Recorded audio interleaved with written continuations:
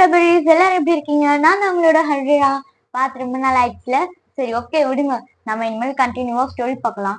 இப்போ ஸ்டோரியோட ஸ்டார்டிங் சீனே பார்த்தாதான் தயாங்கும் சரி சுகாவும் சரி அந்த பர்சனை பார்த்தா அவ்வளோ ஷாக்காய் நிக்கிறாங்க. தயாங்க்கு புரியல, அவங்க யாரு என்னன்னே தெரியல. பிள்ளை அப்படியே பக்கம் முழிச்சுக்கிட்டு இருக்கு. சுகா பாக்குறான், அந்த பர்சனை பார்த்துட்டு அவங்க கண்ணுல இருந்து நான் ஸ்டாப்பா கண்ணீர் விடாம அப்படியே வந்துகிட்டே இருக்கு. ஆப்போசிட்ல இருக்கிற பர்சன் தான் வந்த சொர்க்கு சுகாவோட கணத்துல அப்படியே ஸ்லாப் வைக்கிறாங்க. சுகா அப்படியே பாக்குறான், அத்தை அப்படின்னு சொல்லிட்டு புள்ள கூப்பிடுது. தயங்கு ஒண்ணுமே புரியல. அவன் அப்படியே பக்கம் முழிச்சுக்கிட்டே நிக்கிறான். இப்போ அந்த பர்சன் தான் செம்ம கோவத்துல கத்துறாங்க, யாரை கேட்ட உன்னை நீ ஹர்ட் பண்ணிக்கிட்ட? இதுக்கு யாரு உனக்கு பர்மிஷன் கொடுத்தா? உன்னை சின்ன வயசுல தூக்கி வளர்த்த விடானா? எவ்வளவு தைரியம் இருந்தா உன் கையை இப்படி பண்ணி வச்சிருப்ப? அப்படி சொல்லிட்டு அவங்க அப்படியே தயங்கிட்ட இருந்த மருந்தை வாங்கி அப்படியே அதுல அப்ளை பண்றாங்க. சுகா அப்படியே நிக்காம அழுதுகிட்டே இருக்கான். இங்க பாரு சுகா, நீ ஜேகேவ மாத்திருவன்னு பார்த்தா கடைசியில நீ மாறி இப்படி உட்கார்ந்துருக்க. என்னதாடா இங்க நடக்குது? இப்படி சொல்லும் போது அவன் எதுவுமே பேசல. அப்படியே பித்து பிடிச்ச மாதிரியே இருக்கான். பக்கத்துல இருக்கிற தயங்க தான் பாக்குறான். ஆமா, இந்த பையன் யாரா? என்னடா நடக்குது? ஃபர்ஸ்ட் சொல்லு சுகா. இந்த மாதிரி அந்த பர்சன் சொல்லிட்டு கத்துறாங்க. சுகா அப்படியே நிமிர்ந்து பாக்குறான். அவனுக்கு கண்ணுல இருந்து அப்படியே நிக்காம கண்ணீர் வந்துகிட்டே இருக்கு. ஜங்கு கூட அம்மா தான் அப்படியே சுகாவோட கண்ணத்துல இருக்கிற கண்ணீர் எல்லாம் அப்படியே தொடச்சு விடுறாங்க. சுகா, ஃபர்ஸ்ட் என்ன நடந்துச்சுன்னு என்கிட்ட சொல்லு சுகா. அத்தை, உங்ககிட்ட சொன்னா மட்டும் நீ என்ன மாற போகுது? ஒண்ணுமே மாற போறது கிடையாது. நீங்க பிள்ளைன்னு ஒரு ராட்சசனை பெற்றிருக்கீங்கல்ல, அவன் தான் இது எல்லாத்துக்கும் காரணம். எங்கேயோ இருந்து தயாங்க இங்க கொண்டு வந்ததும் அவன் தான். என் தம்பி ஜெமினா பாவம் அவனுக்கு இன்னைக்கு அப்படின்னு சொல்லிட்டு அவன் அப்படியே திக்குறான். அவங்க அத்தைக்கு ஒண்ணுமே புரியல. ஹே, இங்க பாரா, அலாம என்ன நடந்துச்சுன்னு சொல்லுதுவா, அப்பதான் என்னால எதுவும் பண்ண முடியும். அத்தை, நான் என்ன சொன்னாலும் உங்களால இதுக்கப்புறம் எதுவுமே பண்ண முடியாது. என் தம்பிய கூட என்னால காப்பாத்த முடியல. என்னை ஏன் யோகி ராஜ்யத்துக்கு தத்து கொடுத்தாங்க?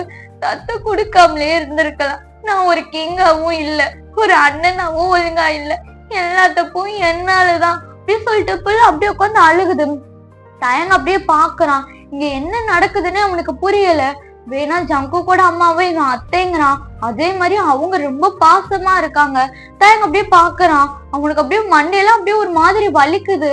அவன் அப்படியே சுகாவை பார்த்து கத்துறான், இங்க என்னதான் நடக்குது அண்ணா? இங்க என்ன நடக்குது? கொஞ்சம் தெளிவா சொல்றியா?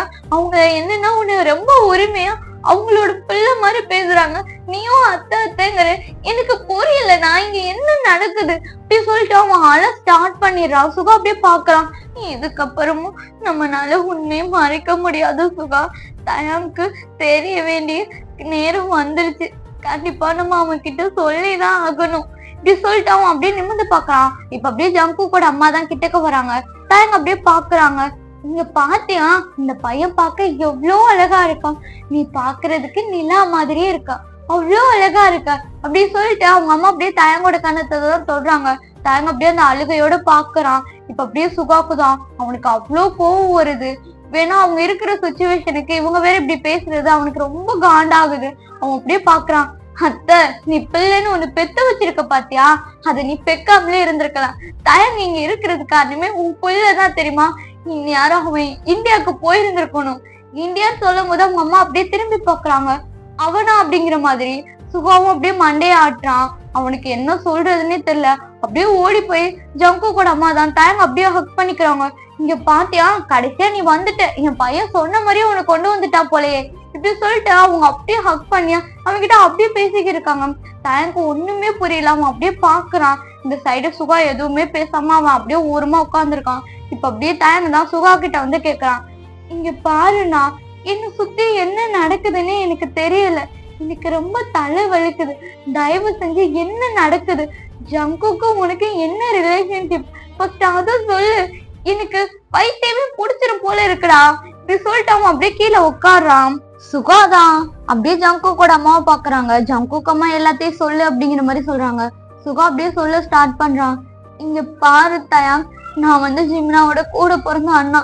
சொல்ல போனா பார்க் ராஜ்யத்தோட கிங்கு நான் தான். ஆனா என்ன பண்றது, எங்களை விட யோகி ராஜ்யம் தான் ரொம்ப பெரிய ராஜ்யமா இருந்துச்சு. அதுக்கப்புறம் ஜிஎன் ராஜ்யம். உண்மையை சொல்ல போனா அங்கதான் கிங்கோட ஆட்சியே நடந்துச்சு. அதாவது ஜங்குக்கு அப்பா தான் இங்க மொத்த இடத்துக்கும் கிங்கு. நாங்க எல்லாமே அதுக்கு கீழே வருவோம். யோங்கி ராஜ்யத்துக்கு கீழே தான் பார்க் ராஜ்யம் வரும். யோங்கி ராஜ்யத்தோட மன்னர் போருக்கு போன இடத்துல அவருக்கு அடிபட்டுருச்சு. அதனால அவருக்கு வாரிசு வர்றதுக்கான இதுவே இல்லாம போயிடுச்சு. அந்த நேரம் பார்த்து யோங்கி ராஜ்யத்துல போர் அடிக்கடி நடக்க ஆரம்பிச்சிச்சு. இதெல்லாம் பார்த்த மன்னருக்கு எங்க நம்மளுக்கு அப்புறம் வாரிசு இல்லாததுனால நம்ம ஆட்சி போயிருமோ அப்படிங்கிற எண்ணத்துல அந்த இதுல எந்த ஆண் குழந்தை பிறந்தாலும் அந்த குழந்தைங்களை கொல்ல சொன்னாங்க. ஆனா குயினா இருந்தவங்களுக்கு அது மனசு கேட்கல. அதனால அந்த உத்தரவை அவங்க வேணான்னு சொன்னாங்க. இருந்தாலும் கிங் கேக்குற மாதிரி தெரியல. அந்த இதுலதான் நானும் பிறந்தேன். என் அம்மாக்கும் அப்பாவுக்கும் ரொம்ப நாள் சென்று நான் பிறந்ததுனால என்ன கொல்றதுக்கு அவங்களுக்கு மனசு வரல. அதனால அம்மா என்ன கோயில்ல கொண்டு போய் விட்டுறலான்னு முடிவு பண்ணாங்க. அந்த மாதிரி என்ன கோயிலுக்கும் கூட்டிட்டு போயிருந்தாங்க. அம்மாவும் அப்பாவும் என்னை பார்த்தா அவ்வளோ அழுதாங்க. வேணா நான் பிறந்து 1 வாரம் தான் ஆயிருக்கும்.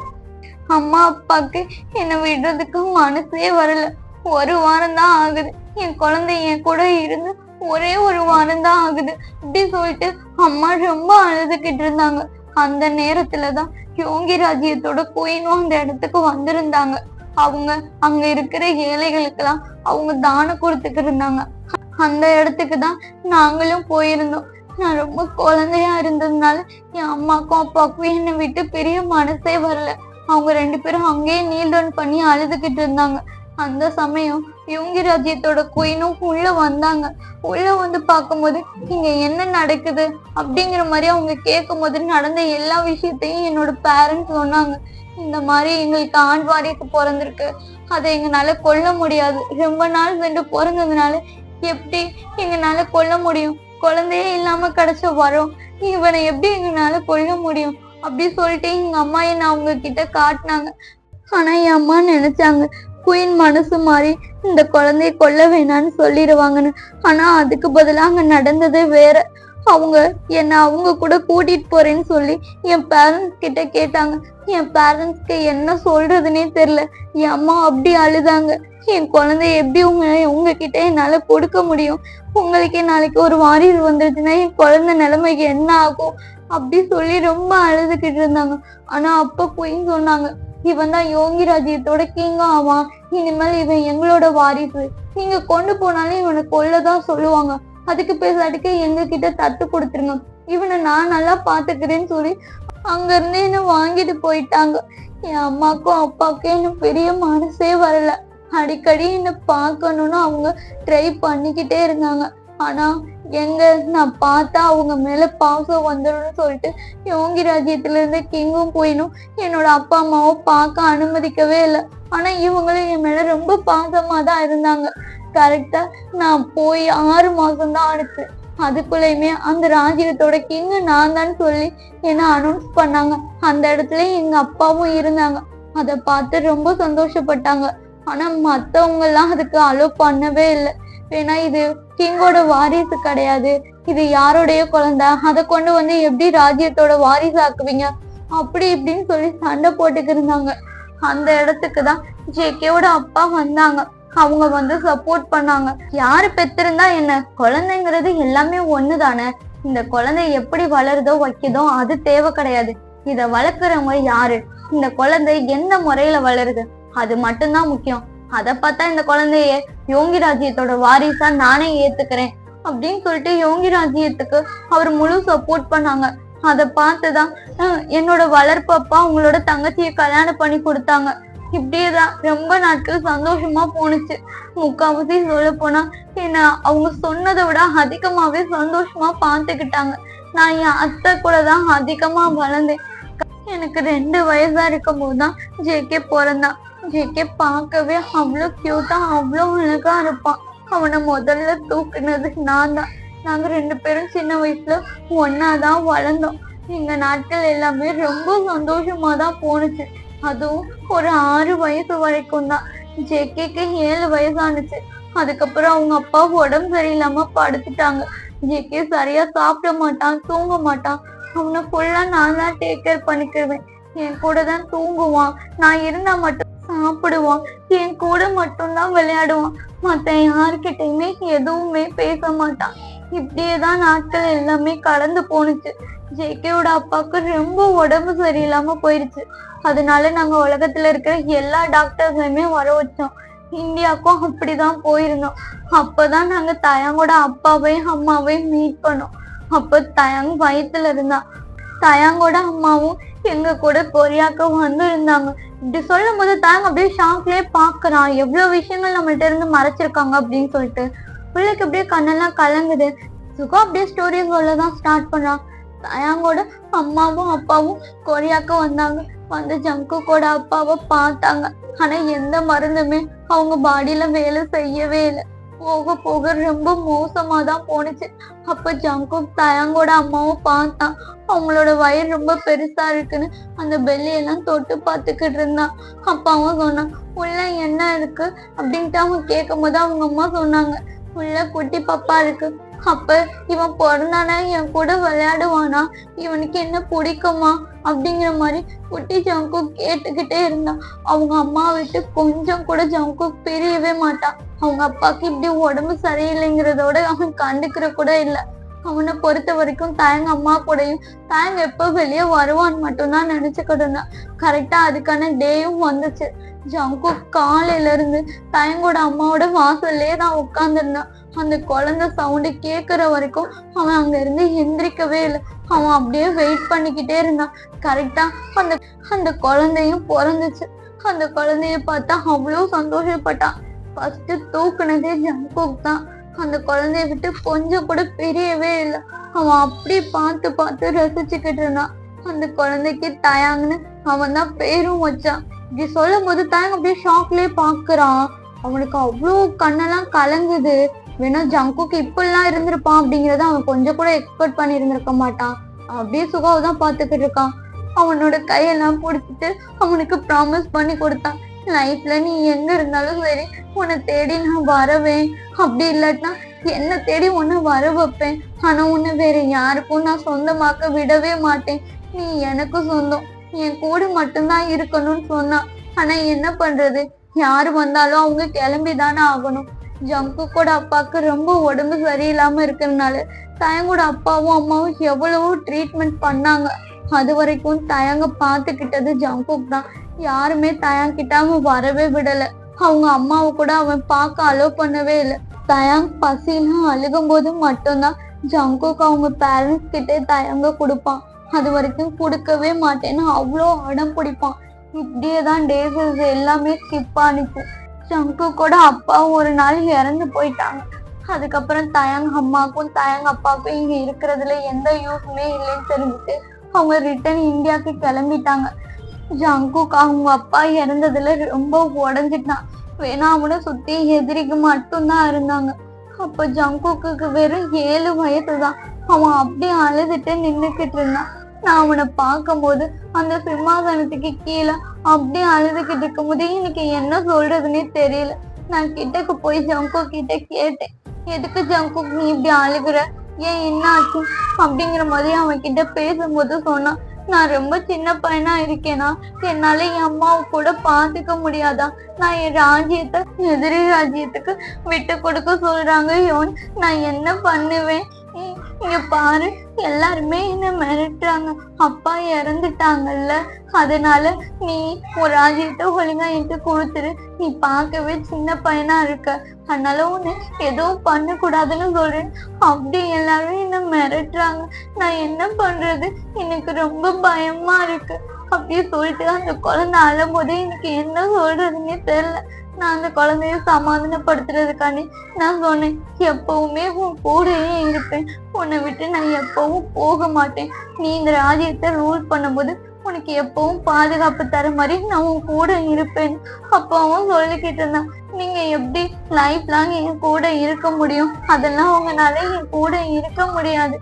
யாரு சொன்னா, லைஃப் லாங் நான் கண்டிப்பா உன் கூட இருப்பேன்னு நான் சொன்னேன். ஆனா அவன் ஒத்துக்கவே இல்லை. அதுக்கு பதிலா அவன் என்கிட்ட ஒண்ணு கேட்டான், என் அப்பா கூட என் அம்மா இருக்கிற மாதிரி நீங்க கடைசி வரைக்கும் என் கூட இருப்பீங்களான்னு கேட்டான். எனக்கு அந்த நேரத்துல என்ன சொல்றதுன்னு தெரியல. நான் கொஞ்ச நேரம் அமைதியா இருந்ததுக்கு அவன் அப்படியே அழ ஆரம்பிச்சிட்டான். அதனால நான் அவனை ஹக் பண்ணி சமாதானப்படுத்தினேன். கண்டிப்பா நான் உன் கூட இருப்பேன், உன் அம்மா எப்படி உன் அப்பா கூட இருக்காங்களோ அதே மாதிரியே நான் இருப்பேன், நீ இந்த கிங்கா இருக்கும்போது உன் பக்கத்துல உன்னோட குயினா நான் இருப்பேன்னு சொன்னேன். ஆனா அத மனசுல வச்சுட்டு அவன் இப்படி பண்ணிட்டான். எல்லாமே இதனாலதான் நடந்துச்சு. நான் இந்த மாதிரி ஜங்கு கிட்ட சொல்லி இருந்திருக்க கூடாது. அதுக்கப்புறம் தான் ஜங்கு கூட நடவடிக்கை எல்லாமே மாற ஆரம்பிச்சிருச்சு. கொஞ்ச நாள்ல ஜியோன் இறந்ததுக்கு அப்புறம் அந்த ராஜ்யத்தை வேற ஒரு நாட்டு மன்னர் போர் எடுத்து அவரு எடுத்துக்கிட்டாரு. அதுக்கப்புறம் அத்தையும் சரி ஜங்குக்கும் சரி எங்களோட ராஜ்யத்துக்கு தான் வந்திருந்தாங்க. நான் ஜங்கு கிட்ட ஒரு பிரதர் மாதிரிதான் பிஹேவ் பண்ணேன். ஆனா ஜங்குக்கு என் மேல ஒரு ஃபீலிங்ஸ் இருக்குங்கிறது எனக்கு கொஞ்சம் கூட தெரியவே இல்லை. அவன் நான் யாருக்கிட்ட பேசினாலும் சண்டை போடுவான். எதுக்கு நீ பேசுற, நீ என்னோடது, எனக்கு மட்டும்தான் இருக்கணும், அப்படி இப்படின்னு சொல்லிட்டு சண்டை போடுவான். எனக்கே தெரியாம நிறைய பேரை அவன் அடிச்சிருக்கான். அதுக்கப்புறம் ஜங்குக்கு அவனோட பவரை யூஸ் பண்ணி அவனோட ராஜ்யத்தை அவன் திருப்பி எடுத்துக்கிட்டான். இப்படி அவன் ராஜ்யத்தை அவனுக்கு கீழே கொண்டு வரும்போது வெறும் 15 வயசுதான் அவனுக்கு இருந்துச்சு. அவனை பார்த்து நானே ஷாக் ஆனேன். ஒரு நிமிஷத்துல எனக்கே அவனை பார்த்தா பயம் வந்துச்சு. அதுக்கப்புறம் டேஸஸ் எல்லாமே ஸ்கிப் ஆக நான் அவனை மீட் பண்ணவே இல்லை. எனக்கு கரெக்டா 20 வயசு ஆணுச்சு. ஜங்குக்கு 18 வயசு ஆணுச்சு. அப்ப எங்க ராஜ்யத்துல ஒரு ஃபெஸ்டிவல் வச்சிருந்தாங்க. அதனால பக்கத்து ராஜ்யத்தோட இளவரசனும் அன்னைக்கு எங்க ராஜ்யத்துக்கு வந்திருந்தான். எனக்கு அவனை ரொம்ப பிடிச்சிருந்துச்சு. அதனால நாங்க 2 பேருமே எங்க பேரண்ட்ஸ் கிட்ட சொன்னோம். எங்களுக்கு மேரேஜ்க்கான ஏற்பாடும் பண்ணாங்க. திடீர்னு பார்த்தா அந்த ராஜ்யத்துல போர் நடக்குது அப்படின்னு சொல்லி எங்களுக்கு லெட்டர் மட்டும் வந்துச்சு. என்ன ஏதுன்னு கூட தெரியல. திடீர்னு நான் ஒரு நாள் ஜங்கு கூட ராஜ்யத்துக்கு போயிருந்தேன். அப்போ பார்த்தா நான் யார மேரேஜ் பண்ணிக்கிற போறேன்னு சொல்லி இருந்தனோ அந்த பர்சனை என் கண்ணு முன்னாடியே அவன் கை காலெல்லாம் கட்டி போட்டு வச்சிருந்தான். அவனோட கண்ணா அவன் ஓடிட்டான். எனக்கு எவ்வளவு கஷ்டமா இருந்துச்சு தெரியுமா? நான் ஓடி போய் அவனை பாக்குறதுக்காண்டி போனேன். என் கண்ணு முன்னாடியே அவன் கழுத்திலே அவன் சொருகிட்டான். எனக்கு ரொம்ப அழுகையா இருந்துச்சு. இப்படி சொல்லிட்டு அவன் அப்படி ரொம்ப அழுகுறான். ஜேகே அப்படி ஒரு மாதிரி டபுள் மாதிரியே இவங்க பார்த்து சிரிச்சிருந்திருப்பான். இவங்களுக்கு பார்க்கவே பயமா இருந்திருக்கும். இவங்க இப்படி கிட்டக்கு போய் அழுது இருந்திருப்பான். ஜேகே என்ன பண்ற ஜேகே, எதுக்கு இப்படி பண்ற, உனக்கு தெரியும்ல எனக்கு அவருக்கு கல்யாணம் ஆக போகுதுன்னு, ஏன்னா இப்படி பண்ண, அப்பா இங்க பாருங்கப்பா இப்படி சொல்லிட்டு இவங்க திரும்பி பார்க்கும்போது அவங்க அப்பா எதுவுமே பேசல. அவர் பாட்டுக்கு அமைதியா இருக்காங்க. ஜிக்கு அப்படி நக்கலா சிரிச்சுட்டு யோகி கிட்டக்கதான் வரான். நான் தான் அன்னைக்கே சொன்னேன்ல, உனக்கு நான் மட்டும்தான், என்னை தவிர நீ யாரையுமே பார்க்க கூடாதுன்னு. என்ன அதை விட்டுட்டு என்னை தவிர நீ எல்லாருமே பாக்குற, எனக்கு இது கொஞ்சம் கூட பிடிக்கவே இல்லை தெரியுமா? எங்க மாமா அப்பா தானே, அதுக்கு தகுந்த மாதிரி கொஞ்சமாச்சு நடந்துக்கிறியா? இவன் அந்த அளவுக்குலாம் ஒத்து வச்சலும், நான் அவனை நல்லாவே பாத்துக்கிறேன் அப்படின்னு சொல்லிட்டு அங்க எல்லாருமே இருக்காங்க. இவங்க கிட்ட ஒரு மாதிரி மிஸ்பிஹேவ் பண்ற மாதிரி தான் நடந்துக்கிறான். இவங்க எப்படி ஜேகேவோட கணத்துலதான் கிளாப் வைக்கிறான். இது எல்லாருமே பாக்குறாங்க. ஆனா அவங்க எல்லாருமே இப்படி தலை கீழே குடிஞ்ச பக்கலே இருக்கான். ஜேகே அப்படியே சிரிக்கிறான். என்ன பேபி, நீ ஏன் அடிச்சிட்ட பத்தியா? இந்ததுக்கு நீ பனிஷ்மெண்ட் அனுபவிக்கணும்ல. வேணா இந்த நாட்டோட கிங் அடிச்சிருக்க, அதனால அதுக்கான பனிஷ்மெண்ட் ஹெவியா இருக்கும். என்ன உனக்கு என்ன கொடுக்கலாம் இப்படி சொல்லிட்டு அவன் யோகி கிட்டக்கதான் ஒரு மாதிரி வரான். யோகிக்கு பார்க்கவே பயமா இருக்கு. அவன் அப்படியே ஜங்குக்கு தள்ளி விட்டுட்டா அன்னைக்கு ஓடி இருந்திருப்பான். அதுக்கப்புறம் அவன் ஜேகே இருக்கிற பக்கமே வந்திருந்திருக்க மாட்டான். கரெக்டா நம்ம யோகிக்கு மேரேஜ்னு சொல்லிட்டு அவங்க ராஜ்யத்துல எல்லா இடத்துலயுமே அவ்வளவு கோலாகலமா கொண்டாட்டமா இருந்திருக்கும். இது ஜேகேக்கு தெரியக்கூடாதுன்னு சொல்லிட்டு வெளியே எந்த நியூஸ்மே போகாத மாதிரிதான் அன்னைக்கு கல்யாணத்தை ஏற்பாடு பண்ணி இருந்திருப்பாங்க. யோகி அந்த பழைய விஷயத்தெல்லாம் நினைச்சா புள்ள அவ்வளவு அழுதுகிட்டே இருக்கு அந்த கல்யாணத்துல. அப்போ ஹோசிக் தான் வரான். சொல்ல போனா ஹோசிக்கும் நம்ம யோகியும் கசின். அவன் அப்படியே பாக்குறான். எதுக்குடா இப்படிலாம் அழுகுற ஹோசிக்? எனக்கு என்ன நடக்குதுன்னே புரியல தெரியுமா? இன்னைக்கு என்னோட மேரேஜ். என்னோட கசின் ஜங்குக்கு இந்த கல்யாணத்துல இருக்கணும்னு நான் அவ்வளவு ஆசைப்பட்டேன். ஆனா அவன் ஒரு மிருகம் மாதிரி இருக்கான். அவனை பத்தி நான் யோசிக்க கூடாதுன்னு நினைச்சாலும் அவனை பத்தின நியூஸ் மட்டும் எனக்கு தவறாம வந்துகிட்டே இருக்கு. அவன் ஹார்ட்லெஸ் பர்சன் மாதிரி நடந்துக்கிறான் தெரியுமா? பக்கத்து ராஜ்யத்துல எல்லாம் எதுக்கு போய் போர் பண்ணானே தெரியல. பண்ணிட்டு அங்க இருக்கிற பீப்புள்ஸ் எல்லாம் அவ்வளவு கஷ்டப்படுத்துறான். எனக்கு கொஞ்சம் கூட இது பிடிக்கவே இல்லை. நான் பார்த்த சின்ன வயசுல இருந்த ஜங்குக்கு இது கிடையாது.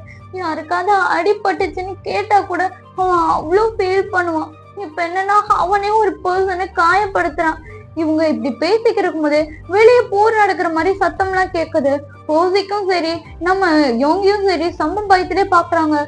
என்ன நடக்குது? போர் நடக்குதா? இந்த டயத்துல எப்படி நம்ம ராஜ்யத்துல போர் நடக்கும்? இப்படி சொல்லிட்டு அவன் அப்படியே கத்துறான்.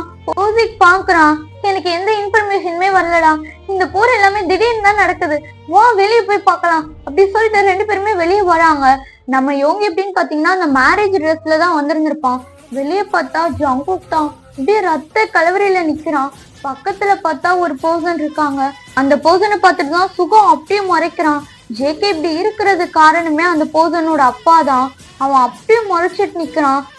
ஃபியோன், உனக்கு மேரேஜா? பாத்தியா, ஹஸ்பண்ட் இங்க இருக்கும் போது யாரடி சொல்ல நீ கல்யாணம் பண்ணிக்கிற? இவன் இந்த மாதிரி பேசிக்கிட்டு இருக்கும்போது சுகா அப்பதான் கீழே குனிஞ்சு பாக்குறான். ஜேகே காலு கீழே இருக்கிறது சுகாவோட அப்பா தான். அவன் செம்ம கோவத்துல அப்படியே ஜங்குக்கு தான் பாக்குறான். ஜங்குக், என்ன பண்ற? நீ அப்பாவை எவ்வளவு தைரியம் என்ன இப்படி பண்ணிருப்ப? இப்படி சொல்லிட்டு அவன் கத்திக்கிட்டே அப்படியே கிட்டக்க வரான். ஜேகே அப்படியே பாக்குறான். வாடி செல்லம், உனக்காண்டிதான் செல்லம் இவ்வளோ ஆனா வெயிட் பண்ணிக்கிட்டு இருந்தேன். எனக்கு தெரிஞ்சு இவன் சொல்லலன்னா உனக்கு இன்னைக்கு கல்யாணங்கிறதே எனக்கு தெரிஞ்சிருக்காதே, புருஷன் வீட்டுக்கு கிளம்பி இருந்திருப்பல. இப்படி சொல்லிட்டு அவன் கேட்கும் போது இந்த சடி யோங்கிக்கு தான் செம்ம கோபமா வருது. யோன், உன்னை பார்த்து எவ்வளவு நாளாச்சு தெரியுமா யோன்? நான் உனக்காண்டி எவ்வளோ இதுவோ ஈகரா வெயிட் பண்ணா, நீ என்னன்னா பொசுக்குன்னு எனக்கு வேற ஒருத்தனை கல்யாணம் பண்ணிட்டு போற. நீ தானே எனக்கு ப்ராமிஸ் பண்ணி கொடுத்த, எங்க அப்பா எப்படி எங்க அம்மா கூட இருந்தாங்களோ அதே மாதிரியே நீ என் கூட இருப்பேன்னு. இங்க பாருடா, நான் அது உன் சின்ன வயசுல உனக்கு ஆறுதலா இருக்கிறதுக்காண்டி அப்படி சொன்னேன். அதை புடிச்சுக்கிட்டு நீ ஏன் இவ்வளோ இதுவா இது பண்ற? இங்க பாரு, நான் உனக்கு செட்டே ஆக மாட்டேன். கொஞ்சமாவது புரிஞ்சுக்கோ ஜங்குக், நீ ஏன் இப்படி மிருக மாதிரி நடந்துக்கிற? நான் அப்பவும் சொன்னேன்ல, அந்த ஆளோட அப்பாவை நம்பாத, உன் பக்கத்துல இருக்கால அவன் என்னைக்கு வேணாலும் உனக்கு கொன்றுவாடா. இப்படி சொல்லும் போது அந்த பர்சன் தான் அப்படியே பாக்குறாங்க. ஹே என்னப்பா, என்ன பார்த்து இப்படி சொல்றீங்க? ஹே ஜங்குக், உனக்கு இவன் மேல இன்ட்ரெஸ்ட் இருக்கு நீ சொன்னதுனால தானே இவனுக்கு பத்தின எல்லா இன்ஃபர்மேஷனையும் நான் கொடுத்தேன். இவன் எங்க போறான், என்ன பண்றான், எல்லா விஷயமும் பண்ணல. பார்த்தா நீ கல்யாணம் கூட யாருக்குமே சொல்லாம கொள்ளாம பண்ண பார்த்தாங்க, அத கூட நான் உனக்காண்டி பண்ணேன். இப்படி சொல்லிட்டு அந்த பர்சன் அப்படியே சுகாவை தான் ஒரு மாதிரி அப்சர்வேஷன்லயே பாக்குறாங்க. இதை பார்க்க சுகாவுக்கு செம்ம கோவமா வருது. அவன் அப்படியே பக்கத்துல இருக்கிற வாள் எடுத்துட்டுதான் ஜேகே கூட சண்டை போடுறதுக்கு வரான். என்ன சொல்லும், மாமனை ஹக் பண்ணி முத்தா கொடுப்பேன்னு பார்த்தா இப்படி கத்தியோட வர. ஜேகே, நீ ரொம்ப அருவருப்பானவன். நான் சின்ன வயசுல பார்த்த ஜேகே நீ கிடையாது. என் கூட விளையாண்ட அந்த ஜேகே நீ கிடையாது. அவனுக்கு யாரையுமே ஹர்ட் பண்ண தெரியாது. அதுக்கு மாறா நீ இருக்க. நான் உன்னை ரொம்ப வெறுக்கிறேன். இந்த உலகத்துல நீ இருக்கவே கூடாது. எவ்வளவு தைரியம் இருந்தா எங்க அப்பாவை இப்படி பண்ணி இருந்திருப்ப. இப்படி இவங்க சொல்லிட்டு கிட்டக்க வரும்போது நம்ம யோங்கியோட அப்பாவோட நெஞ்சிலதான் அப்படியே அந்த வாள் இறங்குது. இது யோங்கி அப்படியே ஷாக்லயே பாக்குறான். என்ன பண்ற, அவங்க என் அப்பாடா அப்படி சொல்லிட்டு அவன் கிட்டக்கவே வரான். இப்ப அப்படியே யோங்கிக்கு ஈக்குவலா தான் ஜேகே உட்காரான். பேபி, என்னமோ உன்னை பெத்த அப்ப மாதிரில அப்படியே உருகுற. உன்னை வளர்த்தவன் தானே, நானே எங்க மாமா போனதுக்கு கஷ்டப்படல, நீ ஏன்டி சொல்லம் கஷ்டப்படுற? இங்க பாரு, உனக்கும் எனக்கும் இன்னைக்கு கல்யாணம், நம்ம 2 பேரும் கல்யாணம் பண்ணிக்கிற போற சொல்லும். இப்படி இவங்க 2 பேரும் பேசிட்டு இருக்கும் போது யோங்கிக்கு செம்ம கோவமா வருது. அவன் அப்படியே வாள் எடுத்துதான் ஜேகே கூட சண்டை போறான். அந்த சண்டை ரொம்ப இதுவாவே போகுது. ஜேகே ஆனா அசால்ட்டா தான் இது பண்றான். யோங்கினாலதான் முடியல. வேணா அவங்க அப்பாவை பார்க்க அவனுக்கு அவ்வளவு கஷ்டமா இருக்கு. அதே பக்கத்து திரும்பி பார்த்தோம்னா அவங்க அம்மா தான், அவங்க அம்மா வயிற்றுலயே குத்தி இருக்காங்க. இதை பார்க்கும்போதே அவனுக்கு அவ்வளோ அழுக வருது. ஏண்டா, ஏன் இப்படி பண்ணு? என் பேரண்ட்ஸ் என் கண்ணு முன்னாடி ஏண்டா கொன்ன? அவங்க என்னடா உனக்கு பண்ணாங்க? அவங்க பாவம்டா. இப்படி சொல்லிட்டு அவன் அப்படியே ரொம்ப அழுதுகிட்டே இருக்கான். இந்த ஜேகே அப்படியே பாக்குறான். என்ன பேபி பாய், இதுக்கெல்லாமா நீ அழுவ? இங்க பாரு, எவ்வளோ பார்க்க வேண்டியது இருக்குது, இதுக்கெல்லாம் அழுதுறே சொல்லும். வா நம்ம போய் கல்யாணம் பண்ணிக்கலாம். இப்படி சொல்லிட்டு அவன் யோங்கியோட சண்டை போட்டுக்கு இருந்தது அப்படியே ஸ்டாப் பண்ணிடுறான். யோங்கினால முடியல, கொஞ்சம் கூட அவனுக்கு உடம்புல ஸ்ட்ரென்த்தே இல்லை. அப்படியேதான் யோங்கிய கூட்டிட்டு போய் அவன் கல்யாணம் பண்றான். யோங்கி அவ்வளோ ஸ்ட்ரகிள்ஸ் பண்றான். அவனுக்கு அவ்வளோ அழுகையா வருது. அவன் அப்படியே ஜேகே தான் பார்த்து சொல்றான். இங்க பாரு, என் லைஃப்ல நான் எப்பவுமே உன்னை லவ் பண்ணவே மாட்டேன். பட் ஆனா நான் என்ன சொல்றேன்னா, உன்னை எப்பவுமே லவ் பண்றது மட்டும்தான் சொல்ல என்னோட வேலை, சரியா? நம்ம வீட்டுக்கு போலாம். இப்படி சொல்லிட்டு அவன் ஹோசிக்க தான் பாக்குறான். ஹோசிக்கு அப்படியே ஒரு மாதிரி ஷாக்குலயே நிக்கிறான். வெறும் இவங்க எல்லாருமே சின்ன வயசுல இருந்து ஒன்னா வளர்ந்தவங்க. அவனுக்கு ஒண்ணுமே புரியல. ஹே ஹோசிக், நீ அரண்மனைக்கு வந்துரு, சரியா? நானும் என் பொண்டாட்டியும் முன்னாடி போறோம், நீ பின்னாடி வா. இப்படி சொல்லும் போது அவன் அப்படியே செம்ம ஷாக்லயே இருக்கான்.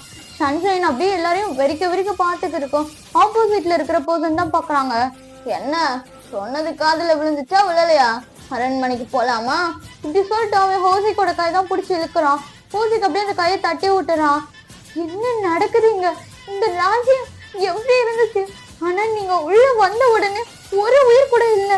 அங்க திரும்பி பார்த்தா எல்லாருமே அப்படியே இறந்து போய் கிடக்குறாங்க. இதை பார்க்கும் போதே ஊசிக்கு அவ்வளோ அழகா வருது. அவன் அப்படியே பாக்குறான், அவங்களோட பேரண்ட்ஸுமே அங்க இறந்து போய் கிடக்குறாங்க. இது அதோட சரி மனசே ரொம்ப உடைஞ்சிருச்சு. ஜேகோப் அப்படியே பாக்குறான், சுத்தி அவனோட படை வீரர்களுமே அங்க இறந்து போயிருக்காங்க. அங்க யாரையுமே நான் சும்மா விட மாட்டேன்.